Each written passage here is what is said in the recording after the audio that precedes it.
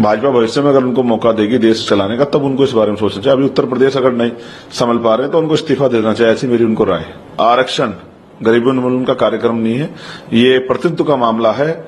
और जब तक इस देश में जाति व्यवस्था रहेगी, जाति के आधार पर गैर बराबरी होगी, तब तक जाति आधार का आरक्षण रहेगा। इसको कोई छू नहीं सकता। जो इसको छूने का प्रयास करेगा उसको छठी का दूध बहुजन समाज के लोग याद दिला देंगे। इस बात इन सरकारों को अपने बारे में सोचना, अपने गिरबान में झांकना चाहिए कि वो अपने प्रदेशों में किस तरह की स्थिति में है। देखिए, आज हमने अपनी 8-9 मांगों को लेकर एक महारैली बुलाई थी। बारिश के कारण उसको हमें इंदिरा गांधी स्टेडियम में करना पड़ा। जितने लोग अंदर थे उससे कई गुना लोग बाहर थे, मीडिया की रिपोर्ट है। 1 लाखों की संख्या में सैलाब आया था। मैं उन सबका धन्यवाद करता हूं। हमारी मांगे हैं कि जाति का जनगणना कराई जाए और उसके आर्थिक आंकड़े जो है जारी किए जाएं। ओबीसी को भी 27% रिजर्वेशन मिल रहा है, उनकी आबादी 52% से ज्यादा है, तो 15% अतिरिक्त आरक्षण की व्यवस्था उन्हें कराई जाए। उसी तरह से 2001 के बाद की जो जाति का जनगणना उसके आंकड़े सार्वजनिक नहीं हुए, तो शेड्यूल कास्ट को भी 10% आरक्षण उनका बढ़ाया जाए और उनके आरक्षण की सीमा बढ़ा के जिन जातियों को नहीं मिला उनको दिया जाए। साथ साथ सरकारी नौकरियों में जो बैकलॉग है वो पूरा किया जाए, लाखों की संख्या में है। और निजी क्षेत्रों में भी SC, ST, OBC को रिजर्वेशन दिया जाए।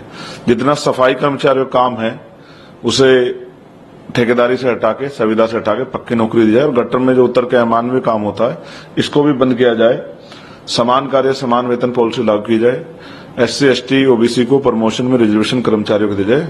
प्रमोशन में आरक्षण की मांग सुप्रीम कोर्ट का ऑर्डर था, सरकारों ने पूरा नहीं किया। साथ साथ पुरानी पेंशन बहाल और 2 अप्रैल 2018 के जो मुकदमे थे वो वापस लिए जाएं, ऐसे मांगों के लिए। और मुसलमानों पर जो हिंसा बढ़ रही है, बुलडोजर और तमाम तरह से मॉब लिंचिंग हो रही है, इस पे सरकार मजबूत स्टैंड लेके मुसलमानों में असुरक्षा की भावना जो बन रही है इसको रोकने का काम करे। ऐसी मांगों के लिए आज हमने रैली बुलाई थी। देखिए, आरक्षण का जो प्रावधान था वो सामाजिक पिछड़ापन, शैक्षिक पिछड़ापन और प्रतिनिधित्व जिसकी कमी थी, जिन जातियों को अवसर नहीं मिले थे उसके आधार पे था। पहले तो EWS करके आर्थिक आधार पर आरक्षण लागू करके भारतीय जनता पार्टी की 2019 की जो सरकार थी जाति जाति करके गई।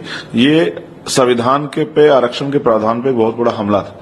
साथ साथ किसी पार्टी में इतनी हिम्मत नहीं है कि वो आरक्षण को छू सके, वो चाहे कांग्रेस हो या बीजेपी हो। उनके नेता जिस तरह के बयान देते हैं वो उनके व्यक्तिगत बयान है।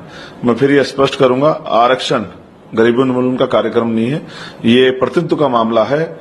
और जब तक इस देश में जाति व्यवस्था रहेगी, जाति के आधार पर गैर बराबरी होगी, तब तक जाति आधार का आरक्षण रहेगा। इसको कोई छू नहीं सकता। जो इसको छूने का प्रयास करेगा उसको छठी का दूध बहुजन समाज के लोग याद दिला देंगे। इस बात देखिए, वो उनके चुनावी नारे हैं। रही बात भारतीय जनता पार्टी की, तो वो बाबा साहब अम्बेडकर कितना सम्मान करती है, ये भी किसी से छिपावा नहीं है। उनके नेतृत्व में जिस तरह से निजीकरण करके आरक्षण खत्म किया जाए, ये भी किसी से छिपावा नहीं है।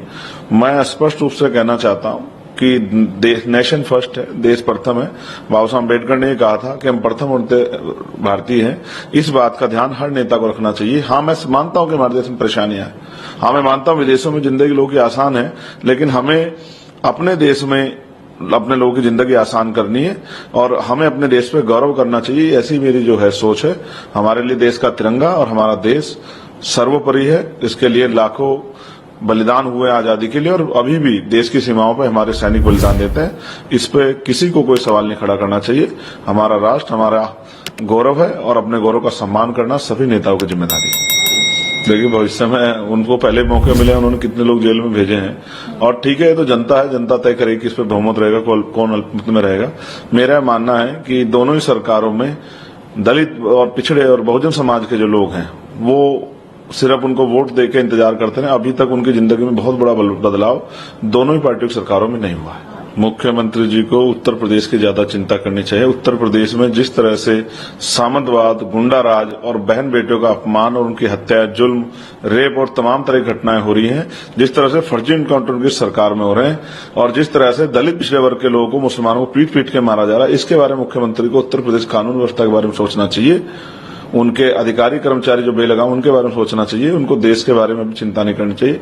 भाजपा भविष्य में अगर उनको मौका देगी देश चलाने का, तब उनको इस बारे में सोचना चाहिए। अभी उत्तर प्रदेश अगर नहीं संभल पा रहे तो उनको इस्तीफा देना चाहिए, ऐसी मेरी उनको राय है।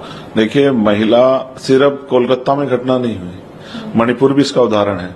और देश में कितनी ऐसी जगह है जहां भी फरुखाबाद में, यूपी में, मैं मुख्यमंत्री जी को कह भी रहा था कि 2 नाबालिग बच्चियों को मार के लटका दे, कि उम्र 9 साल थी, की उम्र 14 साल थी।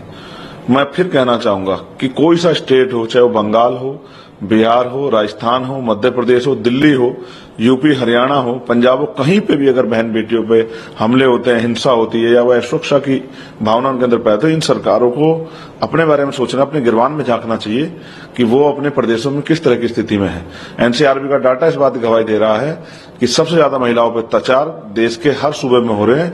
जिन सूबों में नहीं हो रहे उनको नहीं कहता, लेकिन जिनमें हो रहे हैं उनको आत्मचिंतन करने की जरूरत है और अपनी कानून व्यवस्था अच्छी करने की जरूरत है। एक दूसरे पर टीका टिप्पणी करने और एक दूसरे पर आरोप प्रत्यारोप की बजाय अपने स्टेटों को सुधारें तो ज्यादा अच्छा रहेगा। देखिए, प्रधानमंत्री कहीं भी घूम सकते हैं, लेकिन मेरा ये कहना है कि प्रधानमंत्री जी को मणिपुर जाना चाहिए। और मणिपुर हमारे देश का हिस्सा है। हम लंबे समय से मणिपुर को इग्नोर कर रहे हैं, मणिपुर को महसूस करा रहे हैं कि वो हमारे देश का हिस्सा नहीं है, उनकी परेशानी हमारी परेशानी। हम मणिपुर के बारे में चिंतित हैं। मैं देश की सरकार से मांग करता हूं कि राजनीति से अलग हटकर मणिपुर का समाधान निकालना चाहिए। मणिपुर की बच्चियां, बेटियां, माएं, बच्चे, बुजुर्ग सब लोग देश की सरकार की तरफ देख रहे हैं। वो पावर में है, वो चाहें तो इस स्थिति को सुधारा जा सकता है। मैं प्रधानमंत्री विशेष आग्रह करूंगा कि मणिपुर पे की तरफ देखें और मणिपुर जाएं और मणिपुर की समस्या से निजात दिलाएं। उनकी पार्टी के नेता तो बहुत बड़े बड़े वादे करते हैं यूक्रेन से लेकर तब, लेकिन मणिपुर तो हमारा ही प्रदेश है। वहां की अगर बड़ी आबादी पीड़ित है, अनसेफ महसूस कर रही है, तमाम तरह से वहां जो है रॉकेट और इस तरह की चीजें अगर यूज हो रही है, तो ये एक गंभीर विषय है और दुनिया में अगर ये खबरें जाती हैं तो हमारे देश का बड़ा अपमान होता है। तो इसलिए केंद्र की सरकार को इस पे कठोर एक्शन लेना चाहिए और वहां जो है लोगों को जन सुविधा बहाल करनी चाहिए और उनकी जो समस्या है उसका पूर्ण हल करना चाहिए। ऐसी मेरी जो है सरकार से मांग भी है और सरकार से अपील भी, सरकार इस पर ध्यान दे। देखिए, विनेश मेरी बहन है, बहादुर बहन है, मैं उसका सम्मान करता हूं और मैं उसके लिए मंगल कामनाएं करता हूं। वहां की जनता को बहुत कुछ तय करना है, मगर मेरा हमेशा उसके प्रति प्यार और मेरा आशीर्वाद उसके प्रति रहेगा। और मैं तो ये उम्मीद करता हूं कि वो ऐसे ही जैसे उसने खेलों में नाम बढ़ाया, ऐसे राजनीति में भी वो अपना और हरियाणा का नाम मजबूत करे। देखिए, जिस तरह की सूचना मिली है कि भीड़ द्वारा जिस तरह से पुलिस पे पथराव किया गया है, और भीड़ को मैं कह रहा हूं, किसी भी भीड़ को, किसी भी धर्म की इतनी ताकत नहीं देनी चाहिए कि वो लॉ एंड ऑर्डर यानी कि कानून व्यवस्था को ध्वस्त कर दे। अगर कुछ कहीं कोई भी जगह जो है, कोई भी धार्मिक स्थल अगर वो गैर कानूनी है तो ये काम सरकार का है, ये काम एडमिनिस्ट्रेशन का है। लेकिन जनता को ये अधिकार देना या जनता को पिछले दरवाजे से किसी पार्टी वाले इतनी ताकत देना, ये लोकतंत्र के लिए अच्छा नहीं है। मेरी ये मांग है वहां की सरकार से कि वहां की जो समस्या है उसको जल्दी से वो हल करें और वहां सभी जाति धर्मों के लोगों को, क्योंकि कोई भी प्रदेश किसी एक जाति धर्म के लोगों का नहीं, सभी को बराबर के अधिकार संविधान ने दिए। सबको अपने धार्मिक पूजा अर्चना, उपासना, इबादत करने का अधिकार भी है। तो ऐसे मामलों को, ये संवेदनशील मामले, सरकार को तेजी से इन पर कार्रवाई करनी चाहिए और भीड़ को इस तरह की जो है प्रदर्शन और उस तरह का मौका नहीं देना चाहिए। लेटेस्ट अपडेट के लिए हमारे चैनल न्यूज इंडिया फर्स्ट को लाइक, शेयर एंड सब्सक्राइब करें एंड यस, बेल आइकन को प्रेस करना ना भूलें।